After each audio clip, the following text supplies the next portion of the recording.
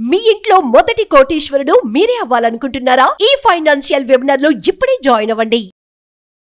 నమస్తే గిరిబాబు గారు. నమస్తే అండి సార్, గిరిబాబు గారు, ఇప్పుడు అంటే మ్యూచువల్ ఫండ్స్ ఇన్వెస్ట్మెంట్ విషయానికి వచ్చేటప్పటికి ఎలా ఉంటుందంటే, అంటే బిగినర్గా ఎవరైతే మ్యూచువల్ ఫండ్స్ ఇన్వెస్ట్మెంట్ స్టార్ట్ చేద్దాం అనుకుంటారో, సో ప్రతి ఒక్కరికి ఉన్న డౌట్ ఏంటంటే, అంటే ఒక ఎగ్జాంపుల్గా చెప్తాను.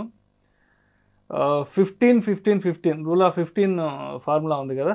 అంటే 15 సంవత్సరాల పాటు నెలకి 15,000 రూపాయలు 15% చొప్పున రిటర్న్స్ వేసుకుంటే 1 కోటిన్నర ఎంతో చేతికి వస్తుంది. 1 కోటి రూపాయలు 15 సంవత్సరాల తర్వాత అనుకుంటాం. సరే, మొత్తానికి ఇంకొక 6 నెలలకో 3 నెలలకో మొత్తానికి మనం అనుకున్న ఆ 15 ఇయర్స్ టెన్యూర్ కంప్లీట్ అయిపోయి ఆ 1 కోటి రూపాయలు మన చేతికి వస్తుంది అనుకునే సమయానికి మార్కెట్ క్రాష్ అయితే ఏంటి పరిస్థితి? మన 1 కోటి రూపాయలు మనకు వస్తాయా? మన 1 కోటి రూపాయలు ఎక్కడికి వెళ్ళిపోతాయి? Then who is accountable for that 1 crore? ఏంటి పరిస్థితి? అసలు మన డబ్బు మనకు వస్తుందంటారా ఏంటంటూ చాలామందికి అంటే మ్యూచువల్ ఫండ్స్కి సంబంధించి ఉన్న పెద్ద ప్రశ్న ఇది. సో మరి మీరేం చెప్తారు దీనికి?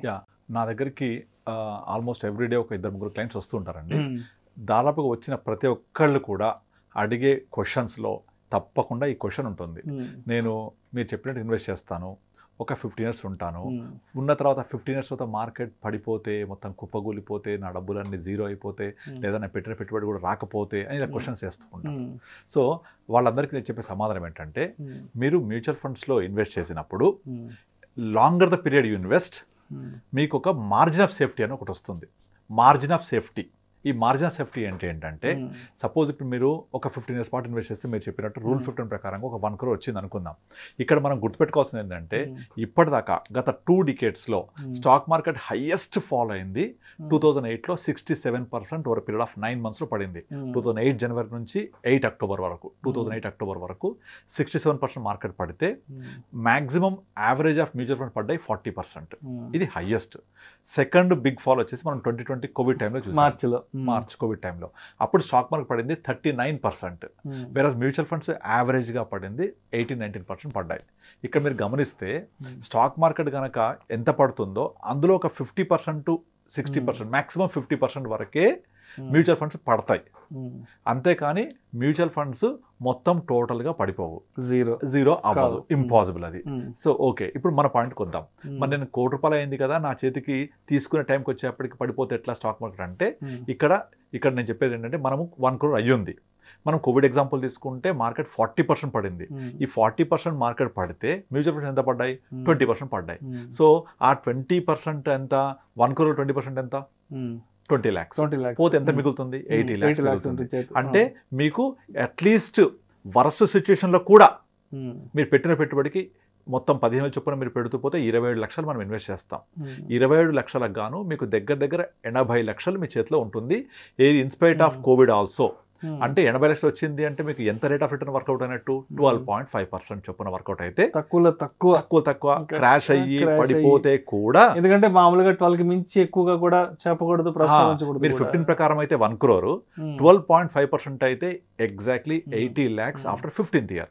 మీకు 1 crore ఉంది, చూశారు, కానీ కోవిడ్ వచ్చింది, మళ్ళీ మీరు తీసుకునే రోజుకి వచ్చి అనుకుందాం పడిపోతే కూడా, లాస్ట్ ఇన్స్టెన్స్ ప్రకారం ఎగ్జాంపుల్ తీసుకుంటే మీకు 20% కట్ చేశాక కూడా మీకు 80 lakhs వచ్చాయి అంటే మీకు అక్కడ 12.5% వర్కౌట్ అయినట్టు. ఓకే, సో మొత్తం పోవట్లేదు. అయితే మీరు ఇదే పని మ్యూచువల్ ఫండ్లో చెయ్యను బికాస్ ఆఫ్ దిస్ రీజన్, పడిపోద్ది నేను తీసేటప్పుడు కనుక నేను ఎఫ్డీ చేసుకుంటాను, ఇంకో పాలసీ పెట్టుకుంటా అంటే ఎంత వస్తాయి అందులో?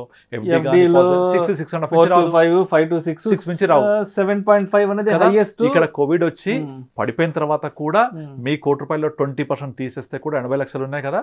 అంటే మీకు వర్కౌట్ అయిన రేట్ ఆఫ్ రిటర్న్ 12.5%. ఇది ఒకటి, ఫస్ట్. నెంబర్ 2, ఇంకో రెండోది ఏంటంటే, స్టాక్ మార్కెట్ పడడం అనేది ఒకే రోజు జరగదు. There is a rule called lower circuit, upper circuit. Stock market కనుక ఒక రోజు 10% పడితే ఆ రోజు సర్క్యూట్ ఫిల్టర్స్ వచ్చేస్తాయి, ఆ ఫర్దర్గా ట్రేడింగ్ జరగదు. ఒక 1 hour పాటు జరగదు ట్రేడింగ్. ఫస్ట్ 10% పడితే మళ్ళీ ఏం చేస్తుంది? సెబీ ఒక 1 hour హాల్ట్ ఇచ్చి మళ్ళీ ఓపెన్ చేస్తుంది. ఓపెన్ చేస్తే మళ్ళీ 5% పడింది అనుకోండి, ఓపెన్ చేశాక కూడా పడితే ఆ రోజుకి మార్కెట్ క్లోజ్ అయిపోతుంది. ఇది కేవలం 2 సార్లే జరిగింది హిస్టరీ ఆఫ్ స్టాక్ మార్కెట్లో. ఒకటి 2004 మే, ఇది మన యూపీఏ గవర్నమెంట్ ఫస్ట్ టైం అప్పుడు. రెండోసారి వచ్చేసి 2009 UPA government second time form అయినప్పుడు. కోవిడ్ టైంలో కూడా మీకు లోవర్ సర్క్యూట్ వచ్చేసి మళ్ళీ ఓపెన్ అయిన తర్వాత పైకి వెళ్ళిపోయింది. కనుక మ్యాక్సిమం సర్క్యూట్ ఫిల్టర్స్ వల్ల ఒక రోజులో మార్కెట్స్ 15% మించి పడవు. That is rule. అంత పడిందంటే ఆ రోజుకి షట్ డౌన్ చేసేస్తారు. అదే జరిగింది అనుకుందాం. జరిగితే కూడా మీరు మ్యూచువల్ ఫండ్స్ అమ్మేయచ్చు. స్టాక్స్ అమ్మలేరు, బట్ ఫండ్స్ అమ్మేయచ్చు. ఆ రోజు వాల్యూ ప్రకారం మీ డబ్బులు మీకు వచ్చేస్తాయి. అంటే ఎంత పోతుంది? సర్క్యూట్ అయిపోయినా కూడా, పడిపోయినా కూడా, మార్కెట్ క్లోజ్ అయినా కూడా మీ మ్యూచువల్ ఫండ్స్ అమ్మేస్తే మీకు 15% లాస్ బయటికి వెళ్ళిపోతే మీ 1 crore 85 lakhs వచ్చిందా? సో మీకు మోర్ దెన్ 13% వర్కౌట్ అయిందా? అది రెండోది. ఈ లోవర్ సర్క్యూట్ అప్పర్ సర్క్యూట్ హిస్టరీలో 2 సార్లు జరిగింది. దాదాపుగా ఏం జరుగుద్ది అంటే మార్కెట్ పడుతున్నప్పుడు కంటిన్యూస్గా పడుతూ ఉంటుంది. మార్కెట్ అంటే ఓవర్ పీరియడ్ ఆఫ్ టైం పడుద్ది అని అర్థం. పడుతున్న మనకు అర్థమవుతుంది కదా, మార్కెట్ పడుతోంది, కొంచెం పరిస్థితి బాగాలేదని. ఒక 5% 10% మార్కెట్ పడగానే మనం తీసేసుకోవచ్చు. అంటే ఫస్ట్ ఫిల్టర్ వచ్చేసి లోవర్ సర్క్యూట్ 15%, సెకండ్ ఫిల్టర్ వచ్చేసి over period of time market పడుతున్నప్పుడు మన డబ్బులు మనం తీసేసుకోవాలి. తీసేసుకుంటే అప్పుడు ఈ ప్రాబ్లం ఉండదు. మూడోది, సపోజ్ ఇప్పుడు మీ గోల్ కనుక ఒక 10 yearsకో 5 yearsకో లేదా 15 yearsకో గోల్ పెట్టుకొని మనం ఇన్వెస్ట్ చేస్తున్నాం, రైట్?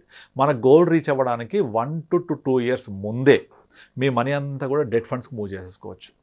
డెట్ ఫండ్స్కి మూవ్ చేసేసుకుంటే ఆ డెట్ ఫండ్స్లో ఉన్నప్పుడు మార్కెట్ పడ్డా మనది ఇంపాక్ట్ ఉండదు. కాబట్టి మన గోల్ మనం రీచ్ అయిపోయినప్పుడు మనకు అనుకున్న డబ్బులు అనుకున్న విధంగా వస్తాయి. అర్థమవుతుంది ఇది?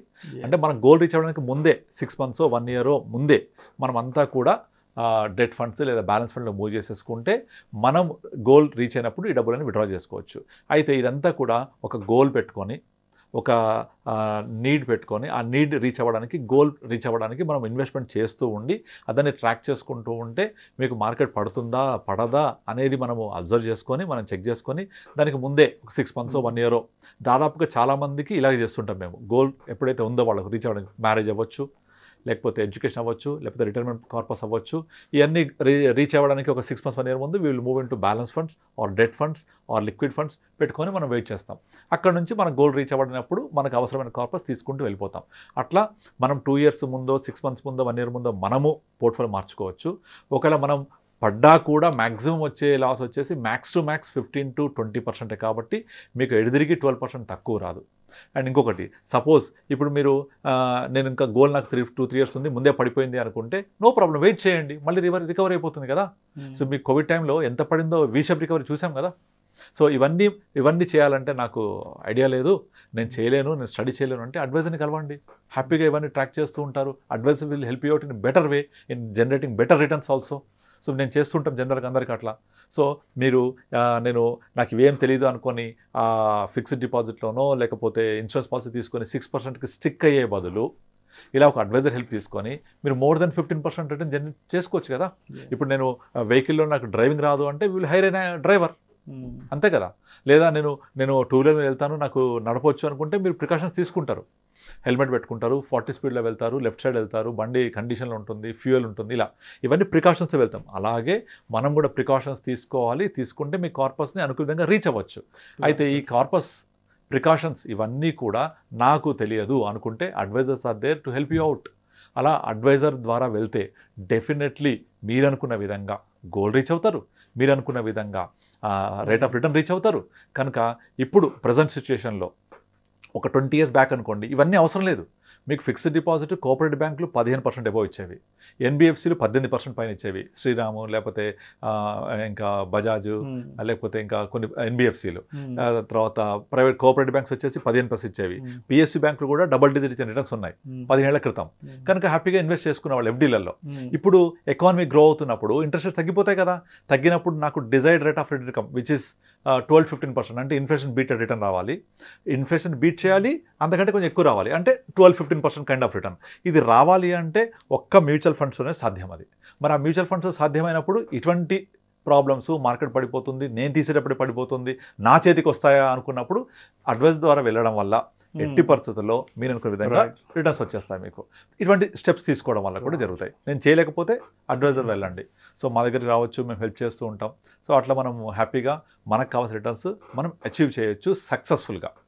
రైట్. సో మొత్తానికి మనం అనుకున్న ఫినాన్షియల్ గోల్ ఏదైతే ఉందో, లాంగ్ టర్మ్ గోల్, ఒకవేళ మార్కెట్ పడ్డా కూడా ఒక 20% లాస్ అయినా 80% మనకి అమౌంట్ వస్తుంది. which is equal to లేదంటే 12% డెట్ ఫండ్స్ లాంటి వాటిలో మూవ్ చేసుకుంటే ఏ ఇబ్బంది కూడా లేదంటారు. yes అంటే ఇప్పుడు సపోజ్ ఏదైనా నేను యాక్సిడెంట్ అవుతుంది అని అవకాశం ఉంటే ప్రికాషన్స్ తీసుకుంటాం కదా. ఇప్పుడు మీకు కార్లో వెళ్ళేటప్పుడు మనము ఇవి దాని ఏమంటారు ఎయిర్ బ్యాగ్స్ ఎందుకు ఉంటాయి? ఏదైనా యాక్సిడెంట్ అయితే సేఫ్ చేయడానికి కదా. కనుక there are so many precautions also. ఆ ప్రికాషన్స్ తీసుకుంటే ఏ ప్రాబ్లం ఉండదు. అందుకే ఇప్పుడు ఈ మధ్య కాలం చూస్తే చాలా మంది మ్యూచువల్ ఫండ్స్ ఎస్ఐపి గురించి అడుగుతున్నారు. ఎస్ఐపి అనేది ఒక ప్రోడక్ట్ అయిపోయింది. ఇప్పుడు నాకు మ్యూచువల్ ఫండ్స్ వద్దు, రిస్క్ అంటున్నారు, కానీ ఎస్ఐపి కావాలి అలా అడుగుతుంటారు. SIP has become a product now. ఎందుకు అంటే దానివల్లనే. సో ఆ మ్యూచువల్ ఫండ్స్లో ఉండే రిస్క్ నాకు వద్దు కానీ ఎస్ఐపి కావాలి అనే రేంజ్కి వచ్చిందంటే అర్థమవుతుంది అందరికీ. సో ఈ అర్థమైనప్పుడు ఇటువంటి ప్రాబ్లమ్స్ని ఓవర్కమ్ అవ్వాలి అంటే better you meet an advisor. దీనివల్ల ఏం ప్రాబ్లం లేదు. మీకు మాక్సిమం ఎక్స్పెన్స్ రేషియోలో 0.7 నుంచి 1% ఉంటుంది. ఆ 1% ఎక్స్పెన్స్ రేషియో అనేది నథింగ్. అది మీకు ఎంత ఆల్ఫా జనరేట్ చేసినప్పుడు. Thank you sir. Thank you so much. Thank you అండి.